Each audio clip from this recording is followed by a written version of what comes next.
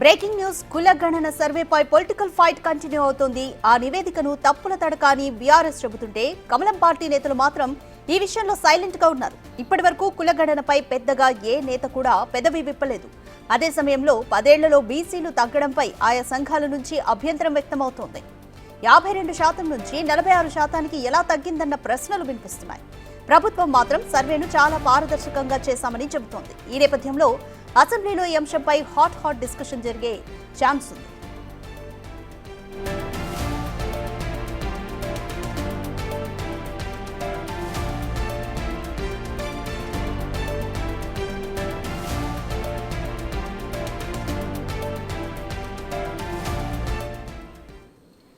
More details మా associate input editor Nagesh అందిస్తారు. నగేష్, కులగణన సర్వే తెలంగాణలోనే ఫస్ట్ టైం జరిగింది. అయితే దీనిపై పొలిటికల్ పార్టీలు డిఫరెంట్ వాయిసెస్ ను వినిపిస్తున్నాయి. బీఆర్ఎస్ ఏమో ఇదంతా తప్పుల తడక అంటుంటే కమలం పార్టీ నేతలు మాత్రం సైలెంట్ గా ఉన్నారు. ఏ విధంగా చూడాలి ఇదంతా? అంటే గతంలో ఏ పార్టీ కూడా కులగణనకు సంబంధించి ఎవరు కూడా ఎత్తుకోలేదు. కులగణన చేయాలన్న విషయాన్ని కూడా వారు పట్టించుకోలేదు. దేశంలోనే బీహార్ తర్వాత రెండో రాష్ట్రంగా కులగణన చేసిన రాష్ట్రంగా తెలంగాణ రికార్డులోకి ఎక్కిందని చెప్పొచ్చు.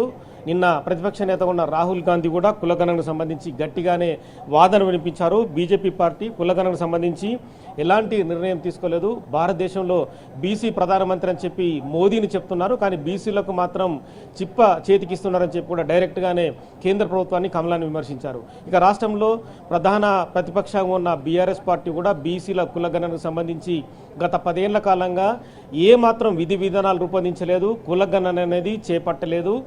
ఆధిపత్య కులాలకే సీట్లు ఇచ్చుకుంటూ కూడా 10 ఏళ్ల పాటు గడిపిందనేది కూడా ఆరోపణలు ఉన్నాయి. ఈ క్రమంలోనే కాంగ్రెస్ ప్రభుత్వం కూడా తన మేనిఫెస్టోలో చెప్పిన విధంగా కులగణన చేపడుతూ నిర్ణయం తీసుకుంటామని చెప్పి అప్పుడే చెప్పింది. దాని తర్వాత రేవంత్ రెడ్డి ప్రభుత్వం ఏర్పడిన తర్వాత తెలంగాణ రాష్ట్ర వ్యాప్తంగా 1,00,000 మందికి పైగా ఎన్యూమరేటర్లను నియమించి కులగణన చేపట్టిన పరిస్థితి. కులగణన చేపట్టిన తర్వాత బీసీ కమిషన్ చైర్మన్ నిరంజన్ కూడా ఉమ్మడి 10 జిల్లాలు పర్యటించి రాజకీయ నేతల నుంచి అలాగే కులాల సంఘాల నేతల నుంచి కూడా పలు విజ్ఞప్తులు స్వీకరించారు. అందులో 40 ఓబీసీ కులాలకు సంబంధించిన కూడా ఒక లిస్టును తయారు చేశారు. అది కూడా కేంద్రానికి పంపించి ఆమోదించే విధంగా కూడా ప్రస్తుతం కేబినెట్లో నిర్ణయం తీసుకోనున్నారు. ఇక ఎస్సీ కమిషన్ సంబంధించి కూడా వర్గీకరణ చేయాలని చెప్పి డైరెక్ట్గానే కాంగ్రెస్ పార్టీ మేనిఫెస్టోలో చేర్చింది.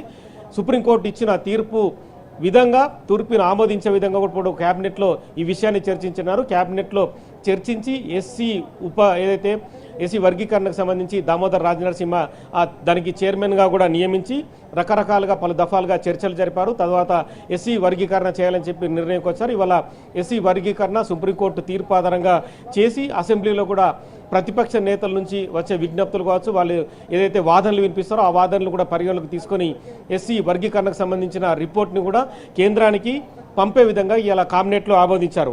ముఖ్యంగా బీసీ కులగణనకు సంబంధించి 56% ఉన్న బీసీలు 46%కు ఎలా పడిపోతారని చెప్పి బీఆర్ఎస్ ప్రశ్నిస్తుంది. కానీ బీఆర్ఎస్ ప్రశ్నించే విధంగా బీసీ కులగణనకు సంబంధించి ఈ మధ్య కాలంలోనే కేటీఆర్ వర్సెస్ కవితగా కూడా బీసీ కులగణన కూడా జరిగిందని చెప్పుకోవచ్చు. ఎందుకంటే 2వ తారీఖు రోజు బీసీ కులగణనకు సంబంధించి బీసీ సంఘాలను పిలిచి జాగృతి పేరు మీద కవిత సమావేశాలు నిర్వహించారు. కానీ మాజీ ముఖ్యమంత్రి కేసీఆర్ వాళ్ళ పార్టీ అధినేతగా ఉన్న బీఆర్ఎస్ పార్టీ అధినేతగా ఉన్న కేసీఆర్ మాత్రం వర్కింగ్ ప్రెసిడెంట్గా ఉన్న కేటీఆర్నే బీసీ సంఘాల నుంచి విజ్ఞప్తులు స్వీకరించి బీసీ సంఘాల నుంచి సమావేశాలు నిర్వహించాలని చెప్పారు. కానీ ఆధిపత్య పోరులో భాగంగా తన వైపు దృష్టి మరల్చే విధంగా కూడా కవిత తన అన్నకే సవాలు విసురుతూ 2వ తేదీన బీసీ సంఘాలను పిలిచి తన ఇంట్లోనే జాగృతి పేరు మీద తాను బీసీ సంఘాలతో సమావేశం నిర్వహించి బీసీలకు సంబంధించిన గలమెత్తింది.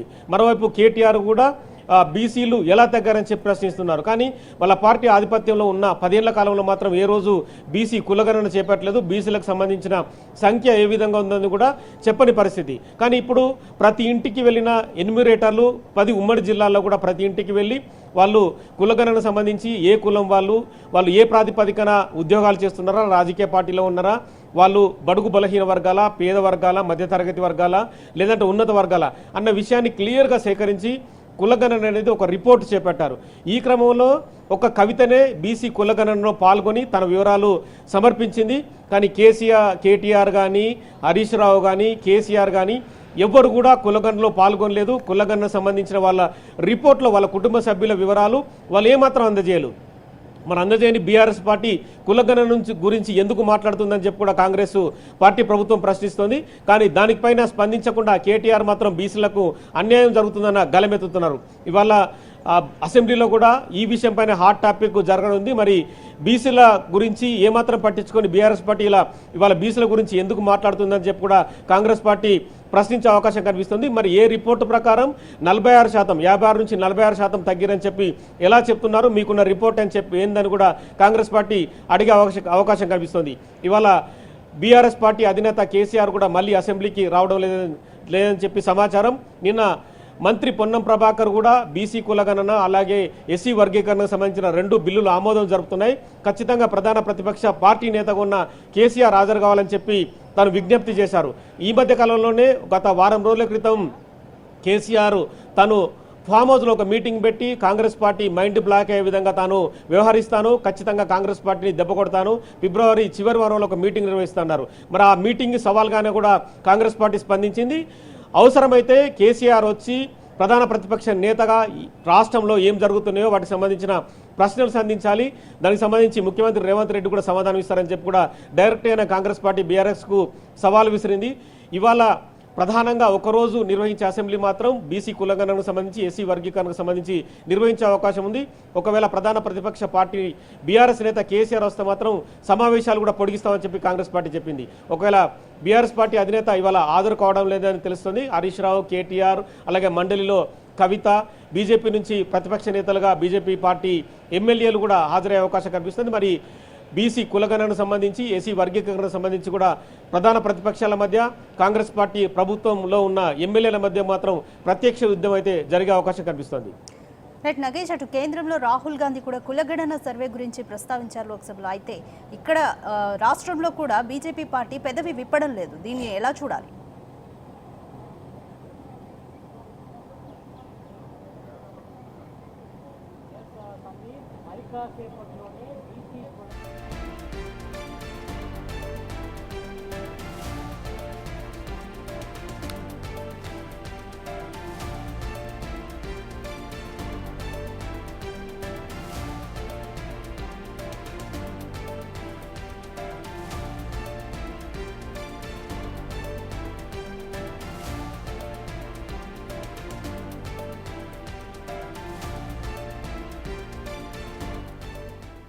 రైట్, తెలంగాణలో కులగణన సర్వే పూర్తయింది. అయితే ఈ సర్వేకు సంబంధించి పొలిటికల్ ఫైట్ అయితే కంటిన్యూ అవుతుంది.